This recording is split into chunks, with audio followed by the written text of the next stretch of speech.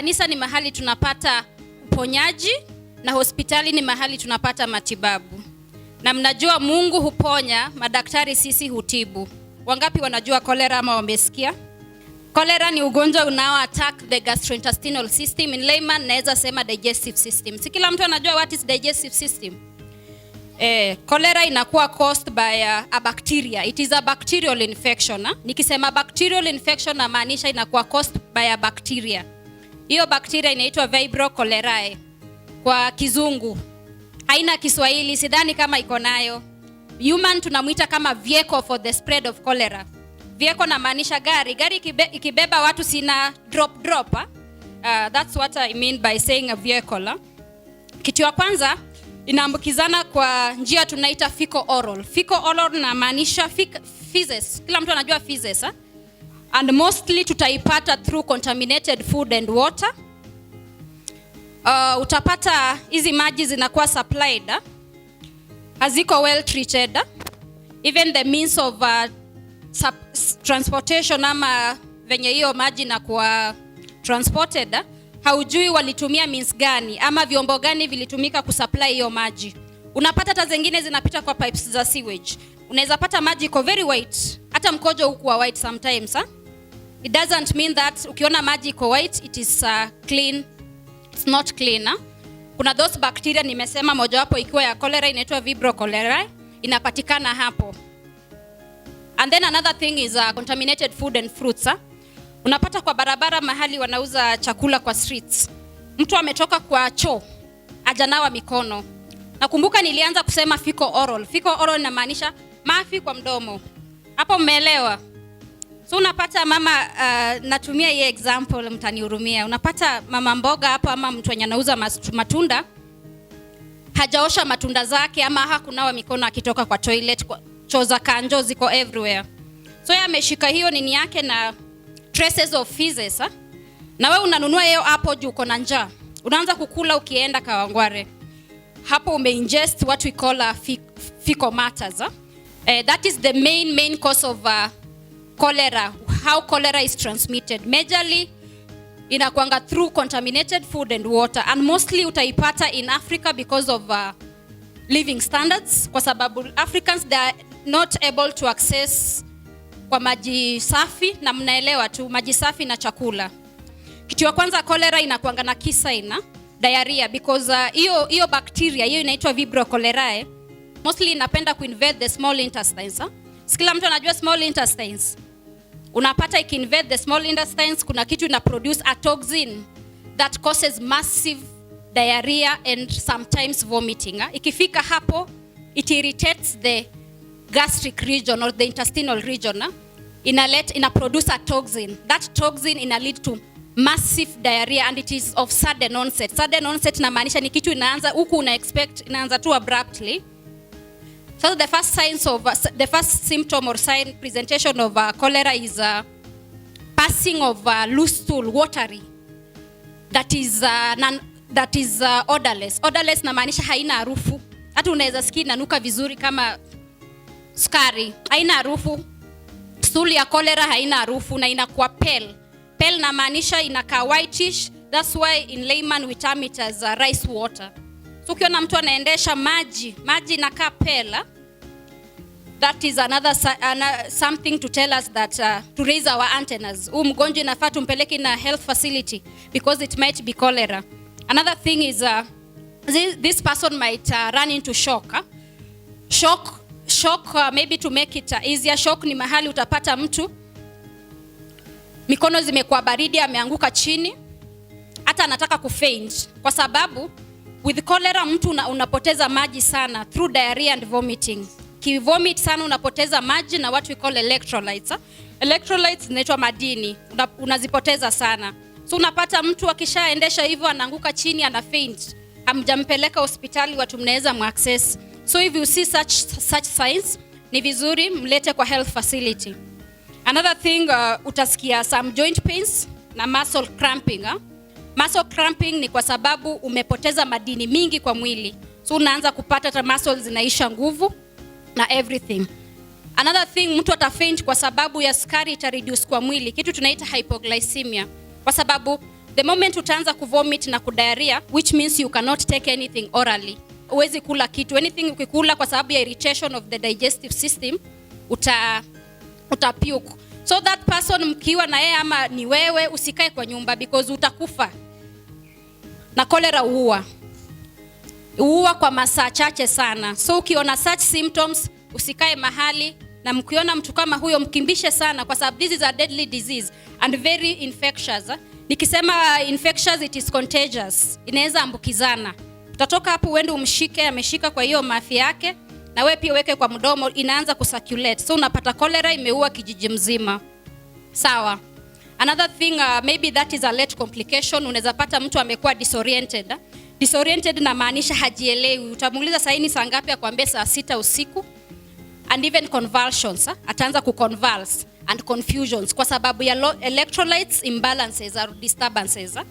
How can we be certain or how can we prove our clinical manifestation or our signs and symptoms that this is cholera and not amoebiasis? This is cholera and not typhoid. Kitu ya kwanza tutaichukua through history taking. History taking ni hizo yenye nimewaambia, utamuuliza ulikuwa unaendesha aje, atakwambia daktari maji inatoka tu nini na nini, miguzi na niuma. That is history taking and clinical presentation. And then we have another thing which is very diagnostic. It is called lab investigations. Kikuja hospitali kuna vipimo will carry out just to prove that this is cholera. Kuna vipimo tunafanya cholera antigen test, tunapima cho, inafanywa hospitali. Tafadhali ukiwa na hizo signs ama kuna mtu ako na hizo signs, mtume hospitali haraka sana kwa vipimo. Usianze kumpatia dawa meze. And another thing, with the cholera usipatiane dawa like unaenda kwa chemist over the counter. I'm not discouraging you msiende kwa chemist, but si vizuri mtu anaendesha na tapika and then you are going to the chemist over the counter, unamnunulia dawa mingi. Hizo dawa hata ndio zitampeleka. With the cholera hata ifai ameze dawa. It is what we call fluid management, kwa sababu kuna vingi anapoteza. Ukimwongeza hizo dawa zitampoteza nguvu, na kwanza hata hana kitu kwa mwili ya kusupport hiyo dawa, hajakula anything. Usikimbie kwa chemist, please mlete hospitali, we are saving life. Sawa. Another thing is we do what you call complete blood count. Tunapima damu yote just to be certain. Tunaangalia blood parameters, tujue what to do for better management and better definitive or pharmacological management. Hapo tutakuwa tumeokoa maisha, hata wote tutafurahia, si ndio? Yeah. And another thing is kuna classification of cholera.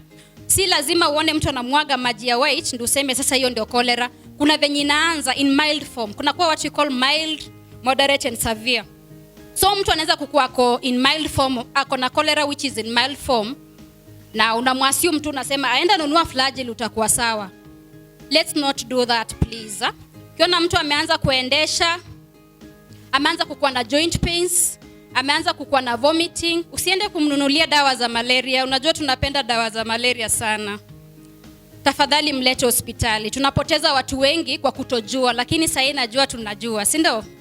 So ukipata such cases, mtu akianza kuendesha kidogo, like ameendesha leo kesho, several episodes kwa siku, anaweza endesha hata mara 5, more than 2. Just bring that person to akue mtoto, akue mama, akue youth, akue baba, mlete hospitali if you can do, hata na utabarikiwa. Sawa?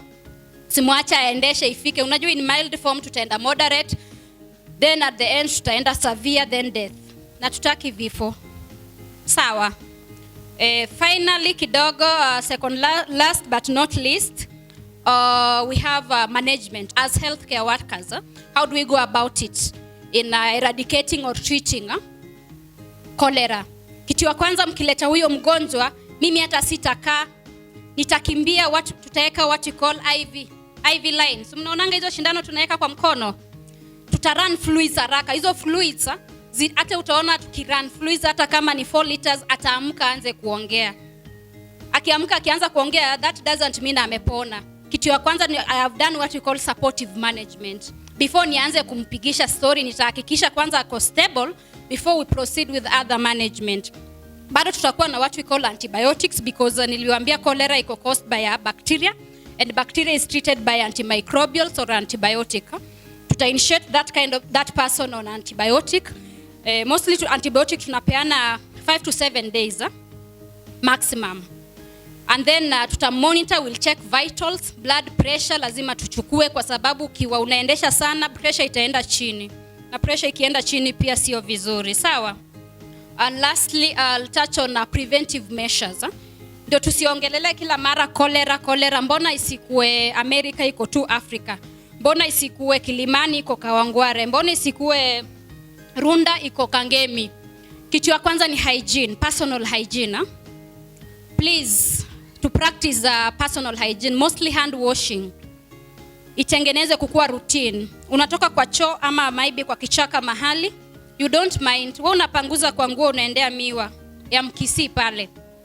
Najua you are ingesting fecal matters, hence you will get cholera. Na ukipata si wewe peke yako utaipata. Kumbuka utaenda usambaze. It is highly contagious. So to cut that cycle, ni vizuri inaanza na sisi, because human beings are the host for transmission. So ni vizuri personal hygiene. Watoto wadogo mkitoka kwa choo mnaosha mikono na running water, sabuni. Hata ukisalimia watu hawaoshangi mikono. Napata hapo umesalimia kila mtu kanisani, unaenda unanunua mandazi unakula. Do you know you've ingested bacteria? Sawa. And then another thing is proper waste disposal. Hiyo I think mnajua. Takataka tutupe mahali penye inahitajika. Hiyo feces ziwekwe mahali zinahitajika, si kila mahali tu. Hizi zitaanza kuspreadisha kwa chakula nini, na hence tutapata cholera. Sawa. And then make sure you drink treated water. If it is not treated, please boil. Now boiling itaua zile germs. Na nazidi kusema not all pure water or not all colorless water is clean. Kuna bacteria zenye ziko ndani zitaonekana microscopically. Hizi maji za tap za kanjo watu wengi wanapenda kukunywa. Ujui hata hizo lori zenye zimeleta hizo maji, hizo lori hata ndani maybe hata dogili nini ndani, ilipupu ndani, na wewe umeenda tu kukunywa hiyo maji. It is not good. Let's be aware. Sawa. Chakula, let's wash raw foods before taking them. Mostly fruits. Napata kwa barabara mostly mnaenda mnachukua apples. Let me use apples and mangoes kwa sababu ndio zina nini? Zinaliwa hadi na maganda. Hazijaoshwa unaanza tu hapo. Please, let's watch on that. And then another thing, finally, kuna what we call differential diagnosis. Yani kuna ugonjwa yenye itakufanya udhani ni cholera lakini si cholera. Kuna kitu inaitwa amoeba. Nani ashaisikia amoeba? Wote, si ndio? Kuna venye hawa amoeba presents. Amoeba utapata diarrheal, lakini hiyo diarrhea itakuwa watery sana na haitakuwa pale na itakuwa inanuka. Sometimes inakuja na what we call blood.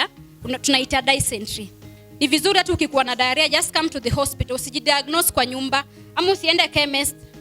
Usiende chemist kununua over the counter. I'm not discouraging you kununua dawa, lakini ni vizuri kuja upimwe tujue the exact problem for proper management. Unajua ukienda tu kwa chemist utapewa dawa yoyote na utarudi useme nilimeza dawa si kupona.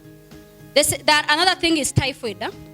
Typhoid pia ina affecting mostly the small intestine, tunaitanga enteric fever sometimes.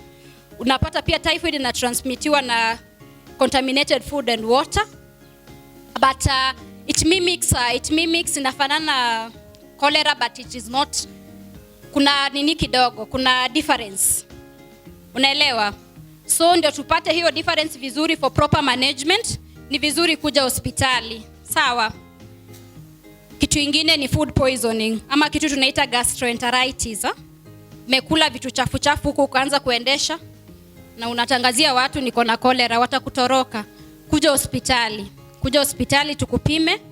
We will advise, we treat, we advise, na then pia tunafanya follow ups. Au kutibu tunakwambia enda, nakwambia ukisiposikia vizuri just come. Usione ati ukikuja unatubo, hapana. Kwanza nafurahia sana ukikuwa umepona.